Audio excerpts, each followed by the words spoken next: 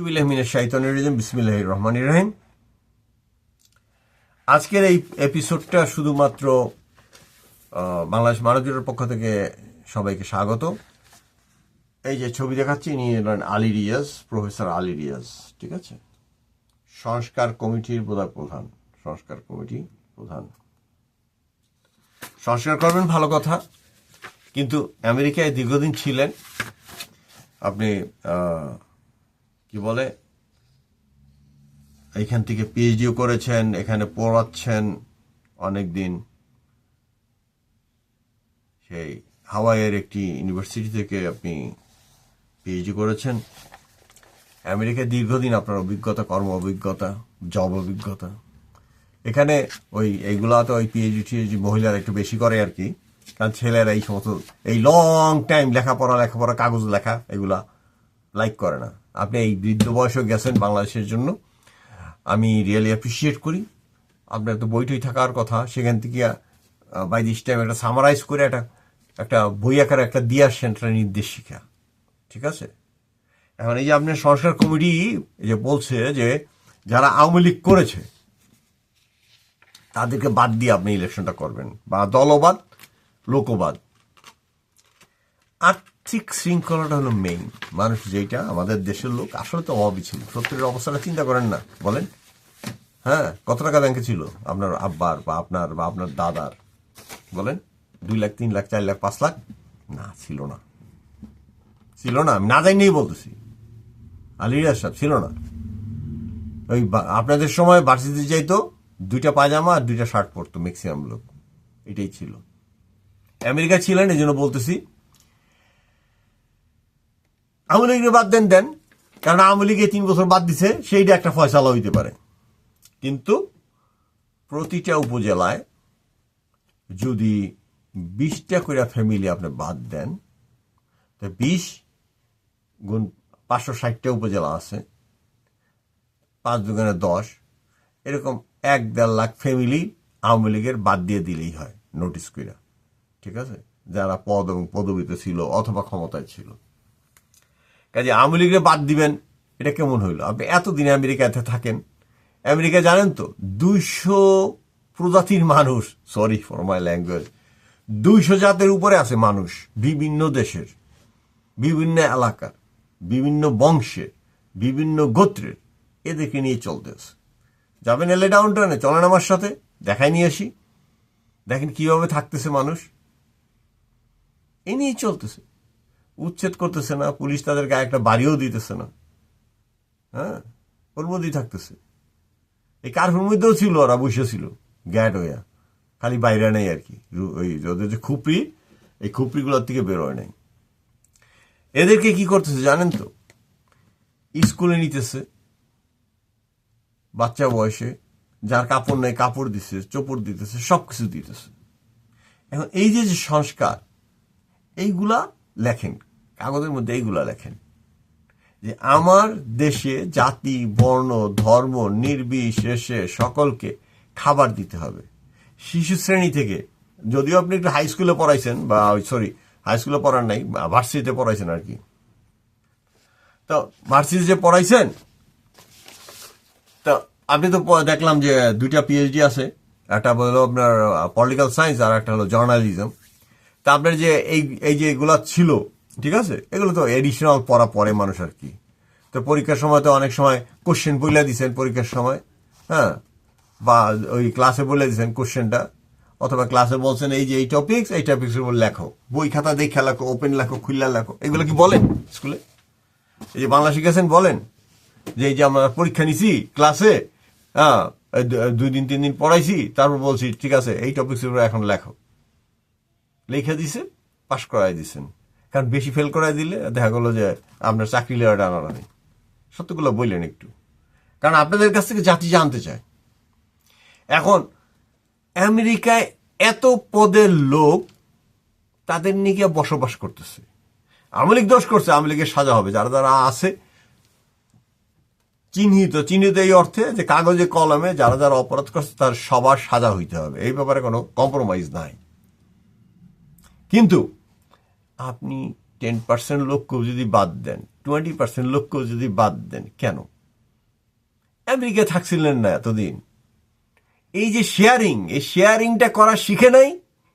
কারণ ওই যে পুরানো এবং প্রাচীন, হ্যাঁ, কারণ ওই একনায়ক শেখ হাসিনার বয়স মেবি 75-76।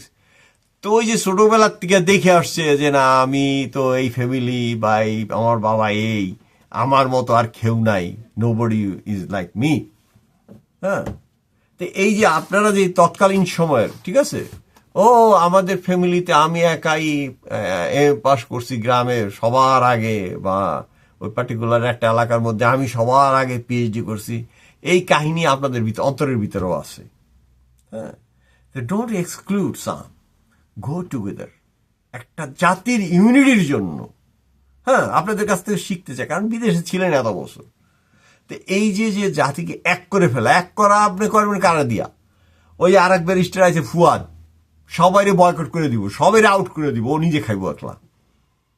আরে বেটা, তুই না থাকে ইউকেতে, তুই দেখোস নাই যে সারা পৃথিবীর লোক নিয়ে ইউকে চলাফেরা করতেছে, সারা পৃথিবীর লোক। বেটা, এটা ব্যারিস্টার হইছস না কি কইছ? হ্যাঁ, তুই তেরা তেরা করে কথা কস, যে তেরা তাকে ভালো করা হইলো তোর কাম, আর তুই নিজেই তেরামি করস। তো আলী রিয়াজ স্যার, অনুনয়ের সঙ্গে বলতেছি, বিনয়ের সঙ্গে বলতেছি, জাতিকে বিভ্রান্তিতে ফেলেন না। আমেরিকার থেকে যা শিখে গেছেন, আমেরিকার টাকা পয়সা কামাই করছেন, এখনো খাইতেছেন। আমেরিকা, আমরা বলি জারজ, আমরা তো আবার মুসলমান হ্যাকারা আবার ওই বিয়ার সারি ছাড়া হইলে জারজ মারজ কইতে খুব মজা পায় আর কি। হ্যাঁ, কিন্তু তাদের মধ্যে দেশপ্রেম আছে, তাদের মধ্যে ইউনিটি আছে।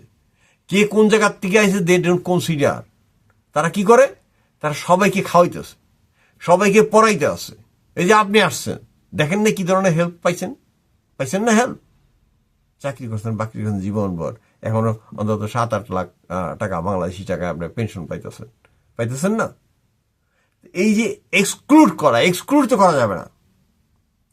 সে ছোটবেলায় পড়াইছিলেন, আপনারাই পড়াইছিলেন যে পাপকে ঘৃণা করো, পাপীকে নয়, নানান কাহিনী।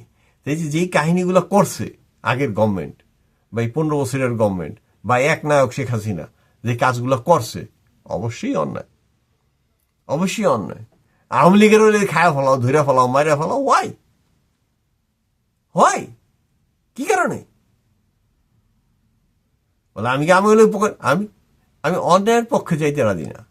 আপনি আমেরিকার থেকে গেছেন, সংস্কার করবেন, অমক করবেন, তখন সব ঠিক আছে, কিন্তু ডোন্ট এক্সক্লুড। অপরাধীকে এক্সক্লুড করেন, কোন একটা গ্রুপকে আপনি এক্সক্লুড করতে পারেন না। রচনাগুলো পড়ার নাই যে একজনের দোষে ওই জাতিকে, একজনের দোষে ওই বংশকে, এগুলো পড়াইছেন তো মনে হয় নাকি? না, পড়ার নাই। তাহলে পরে আর একটু নিচের ক্লাসে পড়ায় আর কি। আমেরিকাতে ইন্ডিভিজুয়ালিজমটা খুব সুন্দর করে পড়ায়। আপনি তো সংবিধানের মধ্যে কি কি বলে অ্যাড করতে যাইতেছেন, এগুলো একটু দেখেন না, একটু চর্চা করেন। হ্যাঁ, আপনি দেখে গেছেন সোসাইটির অবস্থাটা কি, আমেরিকান সোসাইটি, যে কারো প্রতি আপনি কোনো প্রকার উষ্মা পর্যন্ত আপনি দেখাতে পারেন। আপনার অ্যাটিচিউডটা যে চেঞ্জ করতে হয়। আপনারা শিক্ষক, আপনি একজন, ইউনুস স্যার একজন শিক্ষক, তো মানুষের সাথে অ্যাটিচিউডটা কি? ইউনুস স্যার তো ছোট ছোট করে কথা বলে, আপনিও ছোট ছোট করে কথা বলেন, কিন্তু মনের গহীনে যেইটা, সেটা কিন্তু মানুষ প্রকাশ পায়, কথায়, ভাবে, ভঙ্গিতে সেগুলো প্রকাশিত হয়। ওখান থেকে বের হয়ে আসেন, জাতিকে রক্ষার স্বার্থে সৎ হন। অনেস্টি নট অ্যাবাউট মানুষেরই ব্যাপার, এটা শুধু টাকার ব্যাপার না। অনেস্টি এটা হবে মানসিক একটা ব্যাপার। জাতিকে এই যে বিদ্বেষ, হ্যাঁ, গোত্রী বিদ্বেষ, বা পলিটিক্যাল পার্টিতে বিদ্বেষ, রাজাকার যুদ্ধের পক্ষেরই বিদ্বেষ, এটা তো বেড়ে গেল। এখন বঙ্গবন্ধু মানে না, বঙ্গবন্ধুর দেশকে মানে না, জাতীয় সঙ্গীত মানে না। ক্যান ইউ ইমাজিন পলিটিক্যাল সায়েন্সের টিচার হইয়া, can you imagine about this kind of stuff? যে একটা গ্রুপ বাইরে এসে তারা বলতেছে তারা মুক্তিযুদ্ধ মানে না, তারা বাঙালি জাতিকে মানে না, তারা বাংলাদেশি জাতিকে মানে না, তারা এই হিংসা আর ক্রোধ নিয়ে কথাবার্তা বলতেছে। এটা পলিটিক্যাল সায়েন্সের কোথাও আছে? জার্নালিজম, যাই হোক, আপনি জার্নালিজম পড়াইছেন, হয়তো পড়ার নাই। হ্যাঁ, এবং ওটা তো ওদের মতোই হয়। এগুলো জার্নালিজম তো হয়েছে, লাস্ট 15 ইয়ার্সও হয়েছে। ভালো বলতে পারতেছি না আমি এই যারা জার্নালিজমের ভিতরে আছে, কারণ বাংলাদেশে এই সময়টাতে এরকম দেখা যায় নাই। তা আলী রিয়াজ স্যার, সত্যের পথে আসেন, সুন্দরের পথে আসেন। এখনই একটা ইলেকশন দিতে বলেন, এবং বিভিন্ন রাজনৈতিক দলে যারাই আর ইলেকশন টিলেকশন করতে চায় না তাদেরকে নিয়ে একটা শক্তিশালী সরকার করেন। আমি বলেছি যে 24টা সিটি বা স্টেট করার জন্য 24টা সিটি বা স্টেট করে ইলেকশন দিয়ে দেন, বা একটা রূপরেখা রাখেন। যেমন এরশাদ সাহেবের যে উপজেলা, এমন চমৎকার একটা মডেল বাংলাদেশের জন্য, সেটা কি হলো, খালেদা জিয়ার শাসন আসার সাথে সাথে মুখ থুবড়ে পড়লো। হাসিনাও সেটাকে আর আপগ্রেড করলো না, হ্যাঁ, কোর্ট কাছারিগুলো আর আনলো না ইয়াতে, উপজেলাতে। ক্ষতি হয়েছে জনগণের, কিন্তু তারপরেও ওটা কিন্তু মুছে ফেলা যায় না, কারণ ওখান থেকে মানুষের উপকার পায়, প্রত্যেকটা কর্মকর্তাকে পায় উপজেলাতে। হ্যাঁ, বিচার বিভাগ বা এটাকে আরো শক্তিশালী করলে আরো সুবিধা হইত।